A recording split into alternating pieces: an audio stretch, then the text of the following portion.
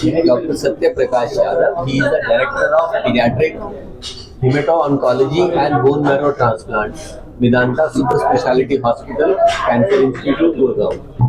Doctor Satya Prakash Yadav आज cancer के बारे में और थैलेसीमिया के बारे में कुछ जानकारी करनाल में अवेयरनेस क्रिएट करना चाहते हैं। साथ में है डॉक्टर मनीष पुंथी, जो कि सिविल हॉस्पिटल करनाल में थैलेसीमिया यूनिट के इंचार्ज हैं और बच्चों के विशेषज्ञ हैं। मैं doctor Naveen Gupta, president Indian academy of paediatrics.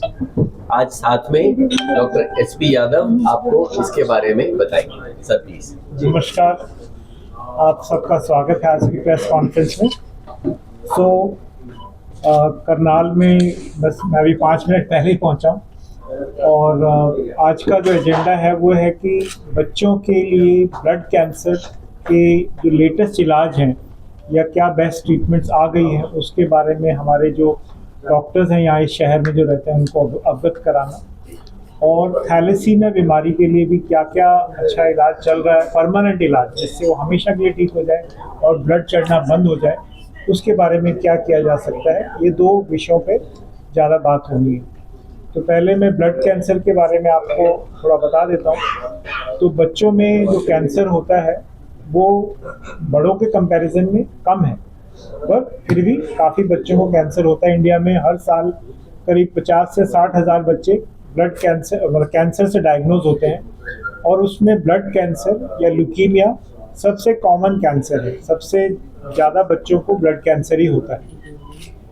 बच्चों का ब्लड कैंसर, अच्छी बात यह है कि ज़्यादातर बच्चे उससे ठीक हो जाते हैं। आज की डेट गवर्नमेंट की तरफ से एक स्कीम चलाई गई है, थैलेसीमिया बाल सेहत योजना, जिसमें बोन मैरो ट्रांसप्लांट के इलाज के लिए 10 लाख रुपए गवर्नमेंट की तरफ से हेल्प मिलती है, जो कि कोल इंडिया कंपनी एक गवर्नमेंट की कंपनी है जो 10 लाख रुपए देती है बोन मैरो ट्रांसप्लांट के लिए गरीब बच्चों के लिए जिनको थैलेसीमिया है।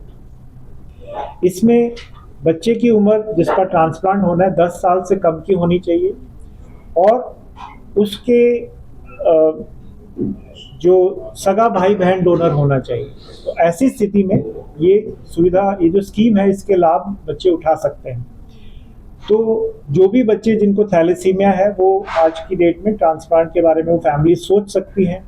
इस स्कीम के तहत 17 bone marrow transplant centres approved हैं, जिनका टाइप है गवर्नमेंट के साथ। मेदांता भी उनमें से एक सेंटर है, और हमारे हॉस्पिटल में भी ये स्कीम उपलब्ध है, कोल इंडिया थैलेसीमिया स्कीम।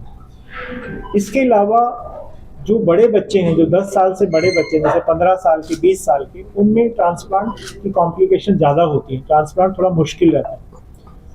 तो उन केसेस के लिए एक नया ट्रीटमेंट आ गया है, उसको बोलते हैं जीन थेरेपी। जीन थेरेपी का मायने ये है कि जिस बच्चे को थैलेसीमिया है उसका कुछ बोन मैरो बाहर निकाला जाए, और उसके जो बोन मैरो सेल्स हैं उनको जेनेटिकली मॉडिफाई किया जाए जीन के एक वायरस के जरिए।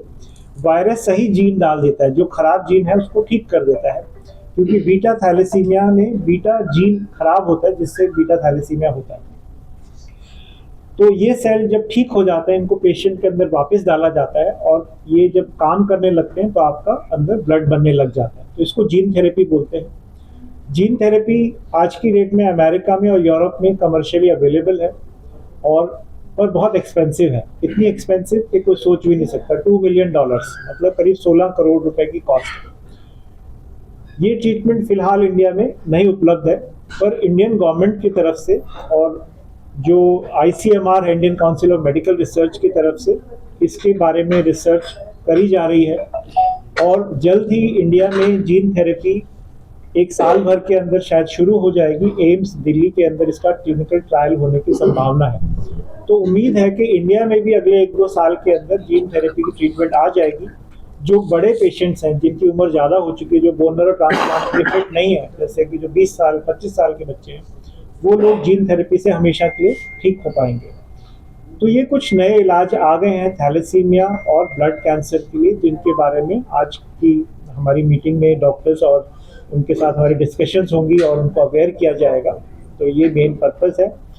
बाकी आपके मैं सवाल लेना चाहूँगा, जो भी आपने अभी बताया बच्चों के लिए जो है कीमो की बात आपने, तो कीमो के बारे में तो बताया, क्या उसके अंदर रेडिएशन भी काम करती है क्या? Very good. ब्लड तो वो अपने बच्चे को पास ऑन कर सकते हैं। तो मदर में अगर एक जेनेटिक डिफेक्ट है और दूसरा सही है तो मदर कैरियर है बीटा जीन, ऐसे ही फादर में, तो दोनों सही अगर डिफेक्टिव जीन आ जाए मदर से भी और फादर में, तो बच्चे के पास एक भी सही जीन नहीं है, तो उसको थैलेसीमिया मेजर बीमारी होती है और वो हीमोग्लोबिन नहीं बना पाता है, क्योंकि हीमोग्लोबिन के दो पार्ट हैं, हीम जो कि आयरन से बनता है और ग्लोबिन जो कि बीटा और अल्फा चेन से बनता है। तो जो बीटा चेन्स होती हैं ग्लोबिन की, वो बीटा जीन से बनती है, और बीटा जीन अगर डिफेक्टिव है तो हीमोग्लोबिन नहीं बन सकता है। तो ये मेरे एक चीज का सवाल है, क्योंकि कैंसर की जो उपज होती है वो कैसे होती है और क्यों हो जाती है? बहुत अच्छा सवाल है, कैंसर क्यों होता है और कैसे होता है। ये बड़ों में तो हम ज्यादातर जानते हैं कि या एनवायरनमेंट वगैरह या किसी को क्रॉनिक लीवर की प्रॉब्लम है तो उनको कैंसर होने का रिस्क बढ़ता है। बच्चों में ऐसी स्थिति नहीं है, बच्चे ना स्मोकिंग करते हैं ना अल्कोहल लेते हैं, तो उनको कैंसर कैसे होता है। तो ज्यादातर बच्चों में कैंसर क्यों होता है, इसका कारण एग्जैक्ट डिटेल अभी तक रिसर्च चल रही है कि किस चीज से होता है, पर मोटे मोटे कुछ चीजें हैं।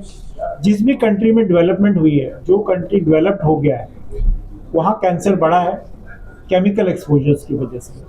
तो यूके जो है ब्रिटिश, आज से 100-150 साल पहले 1900 में डेवलप्ड हो गए थे, तो वहाँ कैंसर तब बढ़ना शुरू हो गया। चाइना 1990 में डेवलप्ड कंट्री हो गया, वहाँ कैंसर बढ़ा। अब इंडिया भी उसी तरफ जा रहा है, हम भी एक डेवलप्ड कंट्री की तरफ बढ़ रहे हैं और हमारे यहाँ भी कैंसर बढ़ रहा है, क्योंकि हमारे यहाँ बहुत ज़्यादा केमिकल्स का एक्सपोजर बढ़ रहा है, पोल्यूशन बढ़ रही है, केमिकल्स हर लाइफ में हर जगह आ रहे हैं। कौन से केमिकल से कैंसर होता है वो हमें नहीं पता, पर पेस्टिसाइड्स या हमारे रिवर्स के अंदर जो गंदगी है या हवा में जो गंदगी है, ये सब कैंसर को कंट्रीब्यूट कर सकती है। दूसरा है वायरसेस। कुछ वायरस होते हैं जो हमारे अंदर जाते हैं। आमतौर पे सब लोगों को वायरस का इन्फेक्शन होता है, सब लोग ठीक हो जाते हैं। किसी किसी को वायरस ऐसी शैतानी करता है कि वहाँ वो कैंसर की बीमारी शुरू कर देता है और जिससे कैंसर होता है। Very good.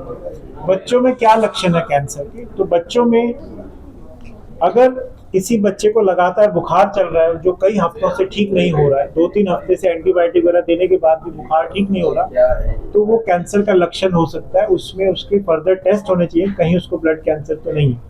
दूसरा, अगर बच्चे का खून कम होता जा रहा है और वो सफ़ेद दिखना शुरू हो रहा है और कारण नहीं पता चल रहा, तो उसमें भी ब्लड कैंसर को रूल आउट करना चाहिए। तीसरा, बच्चे को नीले निशान आ रहे हैं या नक्सरी बार बार फूट रही है, कहीं कहीं से ब्लीडिंग हो रही है, नाक से, मुंह से, लैट्रिन में, पेशाब में कहीं से भी खून आ रहा है और प्लेटलेट्स कम हो रहे हैं, तो उसका भी अगर कारण नहीं पता चल रहा कि क्या कारण है, क्यों प्लेटलेट्स कम है, तो बोन मैरो टेस्ट होना चाहिए, जिससे कि ब्लड कैंसर को रूल आउट करना चाहिए। सर मेरा और जो सिम्टम्स हैं, अगर बच्चे को सुबह सुबह उठते ही उल्टी करता है और उसको सर में दर्द रहता है, तो ब्रेन ट्यूमर हो सकता है, बच्चे के ब्रेन में ट्यूमर हो सकता है। बच्चे की जब भी उनके पास प्रेग्नेंट वुमेन आती हैं, तो हम एडवाइस करते हैं कि उसका थैलेसीमिया टेस्ट हो और उसके हस्बैंड का भी टेस्ट हो। अगर वो कैरियर है तो एक ब्लड टेस्ट से पता चल जाता है प्रेग्नेंट लेडी थैलेसीमिया कैरियर है कि नहीं है, और उसके हस्बैंड का भी ब्लड टेस्ट हो सकता है और पता चलता है। सर मेरा एक सवाल और सर, कॉस्ट कटिंग पे क्या काम हो रहा है? कॉस्ट कटिंग पे जो काम है वो ये है कि अगर किसी को लाइफ लॉन्ग ब्लड चढ़ाना हो, हर महीने उसकी ओवरऑल कॉस्ट लगाई जाए, और साथ में जब उसको और प्रॉब्लम्स होती है, उसका हार्ट फेल हो रहा है, लीवर फेल हो रहा है, तो उसको बार बार हॉस्पिटल में जाना है, ट्रीटमेंट लेनी है, दवाइयाँ लेनी है, तो एक लाइफ स्पैन अगर वो 40 साल तक जीता है तो उसमें कम से कम 20-25-30 लाख रुपए खर्च होते हैं और वो प्रोडक्टिव नहीं रहता। जब लास्ट के 10-15 साल वो ज़्यादा जॉब वगैरह नहीं कर सकता जब उसकी तबीयत खराब होती है। वहीं पे अगर एक 5 साल की उम्र के बच्चे का थैलेसीमिया में ट्रांसप्लांट हो जाए तो लंबी जिंदगी जी सकता है, 70-80 साल जी सकता है, और उसको ब्लड नहीं चढ़ेगा, वो प्रोडक्टिव रहेगा, वो जॉब करेगा, पैसे कमाएगा, कंट्री की इकोनॉमी में कंट्रीब्यूट करेगा। तो जो ट्रांसप्लांट में 10 लाख रुपए खर्च हुए, उससे कहीं ज्यादा वो कमा के दे देगा इस देश को और कंट्री के लिए भला होगा। तो बोन मैरो ट्रांसप्लांट एक परमानेंट इलाज है, जितने ज्यादा बच्चों का वो हो सके तो बहुत अच्छा रहेगा और कम उम्र में, क्योंकि उसमें तब वो सेफ है, कॉम्प्लिकेशंस कम है।